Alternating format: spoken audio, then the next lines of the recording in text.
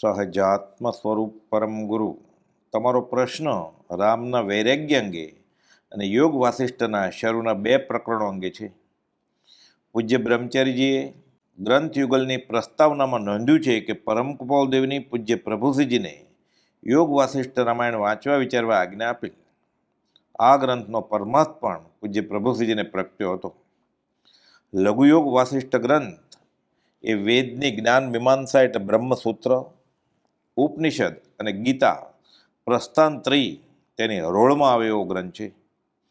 પૂજ્ય બ્રહ્મચારીજીએ આ લઘુયોગ વાસિષ્ઠ ગ્રંથના ભાષાંતર રૂપે આ ગ્રંથ રચ્યો છે અને સાથે સમાધિ શતક બે ગ્રંથનું જોડું ગ્રંથ યુગલ સીમડા ક્ષેત્રે કપરા સંજોગોમાં ઉલ્લાસિત વીર્ય ફરવીને રચ્યો.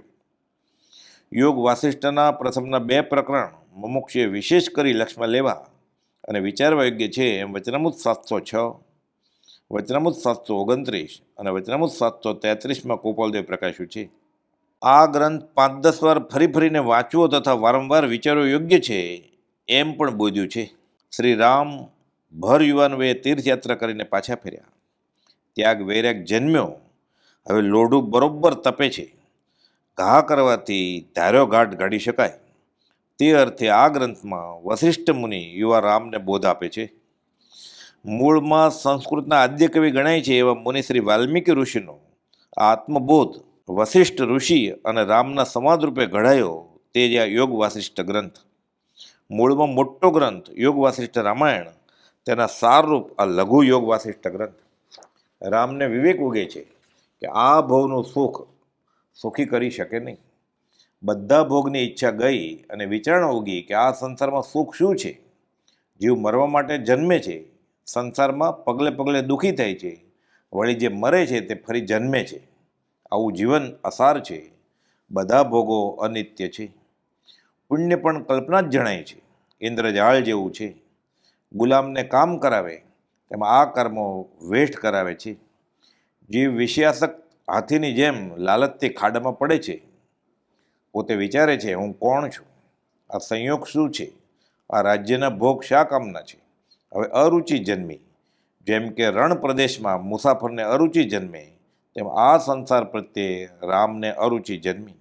વિશ્વામિત્ર કુળગુરુ રામની આ દશા સાંભળે છે અને વસિષ્ઠ મુનિ આત્મજ્ઞાન અર્થે અને મોક્ષ અર્થે બોધ આપે છે.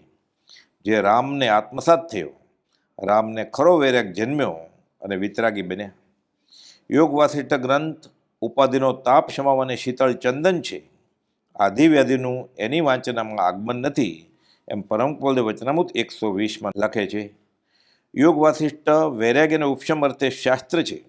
આત્માને વારંવાર સંસારનું ખરું સ્વરૂપ ભાસે, મોહ ખસે એ મુખ્ય બોધ છે અને આ પુસ્તક તે કારણોનું પોષક છે. આ ગ્રંથનું વાંચન હિતકારી છે. ત્યાગ વૈરાગ્ય અને ઉપશમ ગુણ પ્રગટે તે અર્થે છે. રૂડા પુરુષોના વચનો છે તે સૌ અહમ મૃત્યુનો પ્રતિકાર કરવા પ્રત્યે પ્રવર્તે છે. વૈરાગ્ય અને ઉપશમ અર્થે સાધક મુમુક્ષુ માટે ઉત્તમ ગ્રંથ છે અને જૈન પદ્ધતિનો ગ્રંથ ન હોવાથી કોઈ વિકલ્પ કરવા યોગ્ય નથી એમ પણ કૃપાલદેવે બોધ્યું છે. મર્યાદા પુરુષોત્તમ રામનું ચરિત્ર રોચક અને બોધદાયક છે. જૈન રામાયણ પ્રમાણે ત્રિશ્રેષ્ઠી શલાકા પુરુષ ગ્રંથમાં આચાર્ય શ્રી હેમચંદ્રાચાર્ય મહારાજે ભગવાન મુનિસુરતના સમયના કથાનકમાં આ અંગે લંબાણપૂર્વકનો રોચક બોધ ઠાલ્યો છે. છેવટે ચરમ શરીરી રામ આ જ ભવે મોક્ષે સિધાવ્યા. સહજ આત્મ સ્વરૂપ છે. પરમ કૃપાલદેવ વચનામૃતમાં ઘણે સ્થળે રામનો ઉલ્લેખ કરેલો છે. સંભાવ અંગે બોધે છે કે જે અવસરે જે પ્રાપ્ત થાય તેને વિશે સંતોષમાં રહેવું એવો હે રામ સત્પુરુષોનો કહેલો સનાતન ધર્મ છે એમ વસિષ્ઠ કહેતા હતા. વસિષ્ઠજીએ રામને ઉપદેશ દીધો. રામે ગુરુને રાજ અર્પણ કરવા માંડ્યું, પણ ગુરુએ રાજ લીધું જ નહીં, પણ અજ્ઞાન ટાળવાનું એવો ઉપદેશ દઈ પોતાપણું મટાડ્યું. અજ્ઞાન ગયું તેનું દુઃખ ગયું. કૃપાલદેવે બોધ્યું છે શિષ્ય અને ગુરુ આવા હોવા જોઈએ. લખે છે શ્રી રામને જેમ મહાનુભવી વસિષ્ઠ ભગવાને આ જ દોષનું વિસ્મરણ કરાવ્યું હતું તેમ આ કાળમાં જીવોને કરાવે કોણ. આગળ પોતાની દેશાંગે જણાવે છે કે વ્યવહારિક ભણતર વિના પોતાને શાસ્ત્રોનો ઘણો પરિચય છે. ધર્મના વ્યવહારિક જ્ઞાતાઓનો પણ પરિચય થયો છે. ભલે આ ભવે પોતાને કોઈ ગુરુ ન હતા. ગુરુ થાય પણ કોણ? પોતાની દશા ટાંકતા એક પત્રમાં સૌભાગભાઈને જણાવે છે કે રોમ રોમ કુમારી ચડશે, અમર વર્મે જ આત્મદ્રષ્ટિ થઈ જશે, એક તુહીનો પણ અવકાશ નહીં રહે, ત્યારે આપને અમરવરના આનંદનો અનુભવ થશે. આગળ લખ્યું, અત્ર એ જ દશા છે. રામ હૃદય વ્યથ્યા છે, અનાદિના ખેંચ્યા છે. લખે છે ભાગી જવાની વૃત્તિ છે રામ જેવી, અને અત્રે ભાવ સમાધિ છે એમ પણ લખ્યું. એક પત્રમાં બોધ્યું કે વિશેષે કરીને વૈરાગ્ય પ્રકરણમાં યોગ વાસિષ્ઠ ગ્રંથમાં શ્રી રામે જે પોતાને વૈરાગ્યના કારણો લાગ્યા તે જણાવ્યા તે ફરી ફરી વિચારવા યોગ્ય છે. રામની દિશા કેવી સંભવે તે અંગે પરમ કુવલદેવ લખી જણાવે છે કે શબ્દ આદિ 5 વિષયની પ્રાપ્તિની ઈચ્છાએ કરી જેના ચિત્ત અત્યંત વ્યાકુળપણે વર્તે છે એવા જીવોનું જ્યાં વિશેષપણે દેખાવું છે એવો જે કાળ, ત્યાં દુષમ કળિયુગ નામનો કાળ છે. તેને વિશે વિવળપણું જેને પરમાર્થને વિશે થયું નથી, ચિત્ત વિક્ષેપ પામ્યું નથી, સંગે કરી પ્રવર્તન ભેદ પામ્યું નથી, બીજી પ્રીતિના પ્રસંગે જેનું ચિત્ત આવૃત થયું નથી, બીજા જે કારણો તેને વિશે જેનો વિશ્વાસ વર્તતો નથી, એવો જો કોઈ હોય તો તે આ કાળને વિશે બીજો શ્રી રામ છે. પોતે આ દશા વેદી રહ્યા છે. જ્યાં રાગ અને વળી દ્વેષ, ત્યાં સર્વદા માનો ક્લેશ, ઉદાસીનતાનો જ્યાં વાસ, સકળ દુઃખનો છે ત્યાં નાશ. આગળ લખ્યું, સર્વકાળનું છે ત્યાં જ્ઞાન, દેહ છતાં ત્યાં છે નિર્વાણ, ભવ છેવટની છે દશા, રામધામ આવીને વસ્યા. અહીં પોતાની વિતરાગી દશા, ભવ છેવટની દશા પણ મોગમમાં પ્રકાશી દીધી. સૌભાગભાઈ પણ ઘણા પત્રોમાં કુપાલદેવને પૂછતા અને તેથી કુપાલદેવ પોતાની દશા જેમ છે તેમ જણાવતા. એ કંઈ આત્મસ્તુતિ રૂપે નહીં, પણ વચનામૃત 18માં સમજાવ્યા પ્રમાણે જ્યારે ખરું સ્વરૂપ આત્મસ્તુતિ ગણાય તો પછી મહાત્માઓ પ્રખ્યાતિમાં આવે જ કેમ? પોતાની રીધિ સિદ્ધિ પણ પ્રગટી છે. સૌભાગભાઈએ તે અંગે પૂછ્યું, તેના જવાબ રૂપે કહે છે કે આત્માના વિશુદ્ધપણાના કારણે જો કંઈ તેવું ઐશ્વર્ય હોય તો તેનું નહીં હોવાપણું કહી શકાતું નથી. તે ઐશ્વર્ય અત્ર સંભવે છે એમ પણ લખ્યું. તથાપિ આ પત્ર લખતી વખતે એ ઐશ્વર્યની સ્મૃતિ થઈ છે, નહીં તો ઘણા કાળ થયા તેમ થવું સ્મરણમાં નથી, તો પછી તેને સ્ફુરિત કરવા વિશેની ઈચ્છા ક્યારેય થઈ હોય એમ કહી શકાય નહીં. એ સ્પષ્ટ વાર્તા છે. આગળ બોધ્યું, તમે અમે કંઈ દુઃખી નથી, જે દુઃખ છે તે રામના 14 વર્ષના દુઃખનો એક દિવસ પણ નથી. તો પછી અમને એ અત્યંત કારણ રિદ્ધિ ફરવા અંગેનું ક્યારેય જણાતું નથી. રામ આ પ્રકારની અગ્નિ પરીક્ષામાંથી બહાર આવ્યા.